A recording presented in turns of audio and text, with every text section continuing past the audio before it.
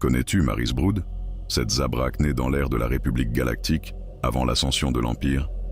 Très jeune, ses dons dans la Force furent détectés, mais contrairement aux autres Padawan, elle ne fut pas formée à la capitale de l'Ordre. Un guerrier Jedi l'a pris sous son aile à bord d'un vaisseau isolé, le Grey Pilgrim. Loin de la guerre, elle devint une duelliste agile et disciplinée. Mais lorsque l'Ordre 66 fut déclenché, elle survécut. Son maître, lui, disparut en tentant de rejoindre le Temple. C'est seule qu'elle découvrit qu'une trahison en interne avait eu lieu, ainsi la chute de l'Ordre Jedi. Sans oublier la montée au pouvoir du régime de l'Empire et des Sith. En quête de sens, guidée par la colère, elle croisa Shaak Ti, membre du Conseil Jedi survivante. Ensemble, elles se réfugièrent sur Felucia, une planète sauvage et sensible à la Force.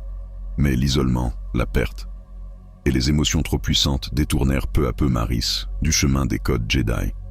Elle forma et corrompt les Feluciens, apprivoisa les créatures, comme les rancors, jusqu'à s'éloigner définitivement de son enseignement. À la mort de Shaak Ti, elle céda à la haine. Elle captura Bail Organa, affronta l'apprenti secret du Seigneur Vador, qui n'est autre que Starkiller lui-même, puis perdit son combat et disparaît dans les jungles de la planète.